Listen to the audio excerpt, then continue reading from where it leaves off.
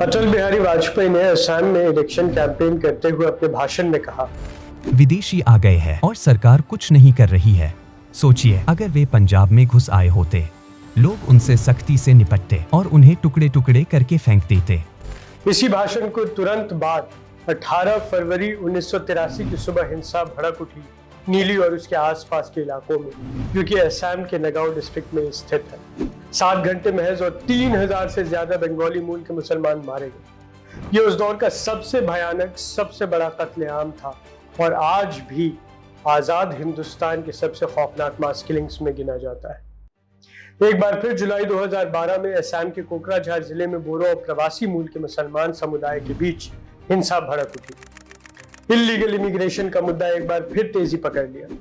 Illegal immigration के मुद्दे के गिर्द बनी प्रमुख बहस ने 3 अलग अलग धारणाएं पैदा की। पहली कि बांग्लादेश से बंगाली मुसलमान किसान गैर कानूनी तौर पर लगातार असम आते रहे, इससे सीमांती जिलों का जनसांख्यिक संतुलन बिगड़ गया है और कई जिलों में मुसलमान बढ़ गए। दूसरी धारणा यह है कि इल्लीगल बंगाली मुसलमान प्रवासी बांग्लादेश से आकर स्थानीय समुदायों की जमीन पर कब्जा कर रहे हैं, जिससे तनावपूर्ण स्थिति पैदा होती है और इल्लीगल इमिग्रेंट्स और नेटिव्स के बीच खतरनाक हिंसा और जानलेवा झड़पों का खतरा बढ़ता है। तीसरी धारणा कि मूल निवासी और गैर कानूनी बांग्लादेशी मूल के मुसलमान प्रवासियों के बीच जो टकराव शुरू होती है, वो मूल निवासियों की एक प्राकृतिक प्रतिक्रिया होती है। प्रवासियों की बढ़ती आक्रामकता और धीरे धीरे स्थानीय जमीन और साधनों पर कब्जे को इसकी वजह माना गया है। लेकिन क्या ये धारणाएं पूरी तरह सही है या हकीकत से काफी दूर है?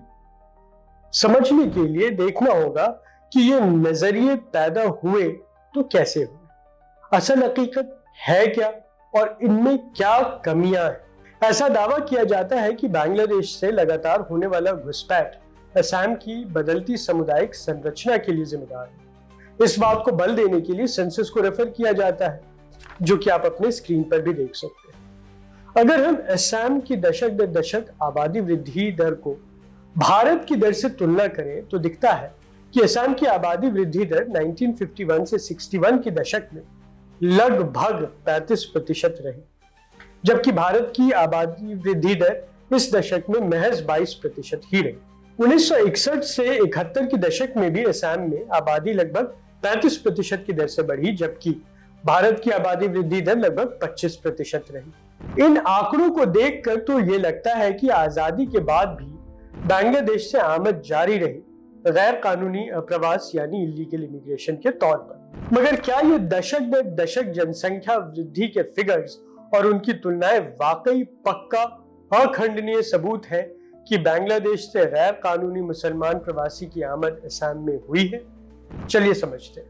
असम की धुबरी जिले के दशक अनुसार जनसंख्या वृद्धि दर पूरे असम की तुलना में काफी ज्यादा है। 1951 से 61 के बीच पॉपुलेशन ग्रोथ रेट 44% के आसपास और 1961 से 71 के दशक में पॉपुलेशन ग्रोथ रेट 43% के आसपास रही। धुबरी जिला बांग्लादेश से लगता है और असम के 27 जिलों में से सबसे ज्यादा मुसलमान आबादी यहीं मिलती, जो कि लगभग 74% के आसपास। धुबरी की जनसंख्या वृद्धि दर को भारत की दर से तुलना कर यह घोषित कर दिया जाता है कि यह फैसलाकुन सबूत है कि यहाँ गैर कानूनी प्रवास होता आ रहा है। अब अगर हम असम के 2 और जिलों धेमाजी और कार्बी आंगलोंग की दशक दर दशक आबादी वृद्धि दर देखें तो पता चलता है कि इनकी ग्रोथ रेट असम के एवरेज से 2 गुना से भी ज्यादा रही और बांग्लादेश से लगते मुस्लिम बहुमत धुबरी से भी काफी ज्यादा रही। इन दोनों जिलों में यानी धेमाजी और कार्बी आंगलोंग में मुसलमान आबादी नाम मात्र है। हिंदू धेमाजी में लगभग 96% है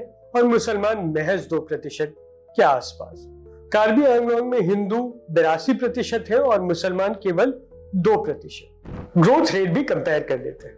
1951 से 61 के दशक में धेमाजी की ग्रोथ रेट 75% के आसपास है। कार्बी आंगलोंग की ग्रोथ रेट लगभग 79% रही और धुबरी में महज 44%।